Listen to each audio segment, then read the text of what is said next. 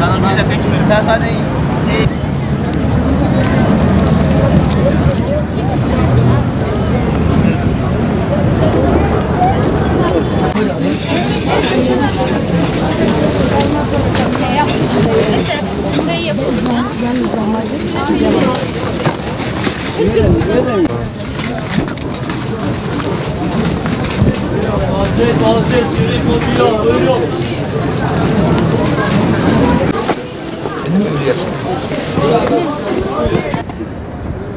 Seçim sonuçları Tayyip Bey'in yanlış hitabından dolayı Halk Partisi'ne hediye etmiştir Büyükşehir Belediye, İstanbul Büyükşehir Belediye Başkanlığı'na.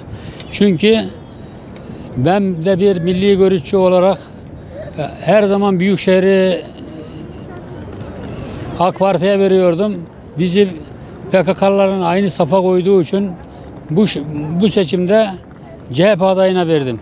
Çünkü reis bizi terör safına koydu yani. Biz bu vatanı seven insanlarız. Milli görüşler hiçbir zaman bir terör şeysine karışmamıştır. Ama reis bizi yanlış anladı. Bizi yanlış kefeye koyduğu için bu seçimi kaybetti. Bugün İstanbul'da Saadet Partisi'nin oyu 200 bine yakın, yani tahminim öyle bir oy aldı. Eğer bu öyle bir söylem yapmasaydı bizim oyumuz yine AK Parti'ye gelecekti Büyükşehir'de.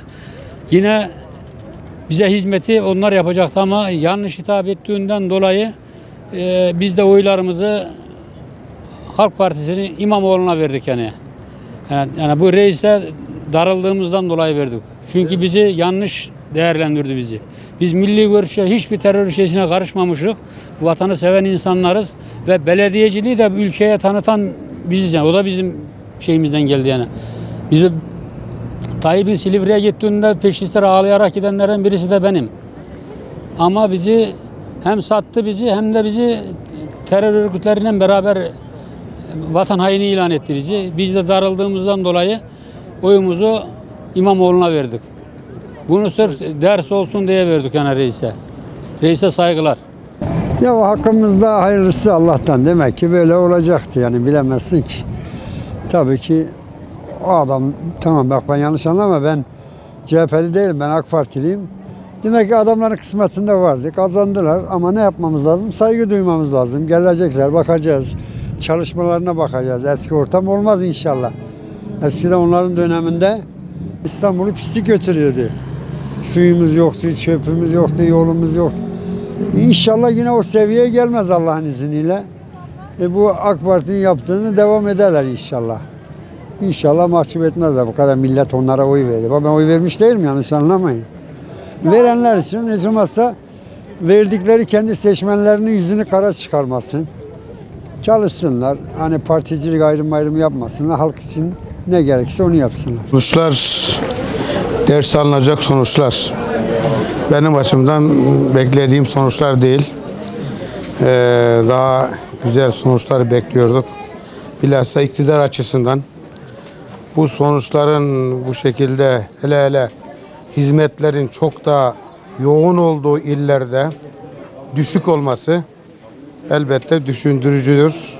Yanlışlara bakıp düzeltirsek gelecekte çok daha iyi olur deriz. Yani ben şahsen muhalefetin de alınmasında almış olabilir, çalışmış almıştır. Bir şey diyemem de başlanılan hizmetlerin daha seri bir şekilde yürütülmesi için, akamete uğramadan yürütülmesi için mevcut iktidarın hele metropollerde, bu büyük şehirlerde eskiki haliyle yürümesinde çok daha fazla yarar olacağı inancındayım. İnşallah her şey iyi olacak. Vallahi benim için iyi olmadı. Benim için iyi olmadı. Türkiye battı yani. Ben bunu söylüyorum.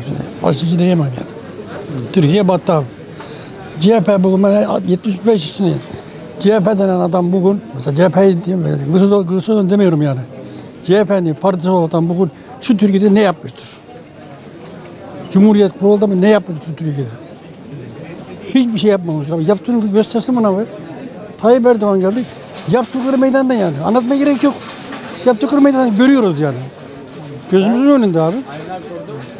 Başka diyeceğim hiçbir şey yok abi. Yani Türkiye battı yani.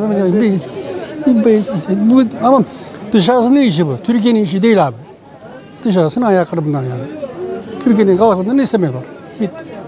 Ben bunu derim abi. Vallahi seçim sonuçları, şimdi benim görüşüm şu. Allah sana verir, kıymetini bilmezsen elinden alır. Tamam. Ha, verdiğine de o da kıymetini bilmezse onundan elinden alır. Tamam mı? Yani seçim sonucu bizim Hasan yaptı, Hüseyin yaptığıyla işim benim yok. Ben Kur'an'a bakarım. Onun malindeki cevabı sana söylerim.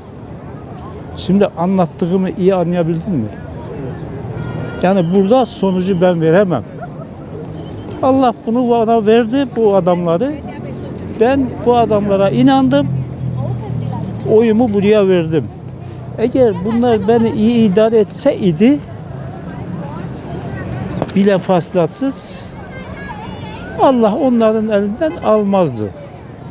Ya onlarda suç var, biz kötüyüz ki daha kötüsünü geliyor ve biz iyiyiz ki onlar iyi değil ki o birileri geliyor. Yani bunun dengesini verecek yaradandır, biz değiliz. Yani bu kadar düşeceğini tahmin etmedik. Hani oylarımızın. Üzüldük. Hakkımızda hayırlısı olsun. Recep Tayyip Erdoğan'ın her zaman arkasındayız. Yani bilmiyorum, onun daha iyi kazanmasını, mesela İstanbul'da çok üzüldüm. İstanbul'un gitmesini gerçekten istemiyordum. Üzüldük ama yapacak bir şey yok. Hangisi hayırlıysa o geç. Başka ne diyeceğim? Zaten millet hep işsiz güçsüz idi. Hiç olmazsa sonuçlasın. Millet herkes işine gücüne baksın. Türkiye'de zor geçimler oluyor. Benim 4 tane oğlum vardı, 4'ü de işsizdir. Hayırlısı neyse o, başka bir şey yok. Şu anda İstanbul'da bayağı güzel bir değişiklik oldu. Bakalım sonucu ne gösterecek. Ayrıca büyük şehirlerde de kaybetmesi, o bakımdan AK Parti'nin kaybetmesi, yani Adana, Mersin, ondan sonra Antalya, Eskişehir, Ankara, buralar önemli yerler. Tabii seçim sonuçları demokrasiye bağlı olarak yapılan bir seçim olduğu için herkes sonuca razı olabilmeli. Yani ülkemiz için, memleketimiz için hangisi hayırlısıysa biz hep onu istedik. İnşallah hayırlı olan olmuştur. Hakkımızda hangisi hayırlıysa ülkemiz için, memleket için onu Cenab-ı Allah hayırlısı nasip etsin. Hayırlı olsun derim inşallah memlekete. Ya sakin geçmesi iyi oldu. Yani kazasız belasız geçmesi iyi oldu. Ama sonucu vatandaş böyle tercih etti, böyle oldu. Hayırlısı neyse olsun. Başımıza hayırlısı gelsin.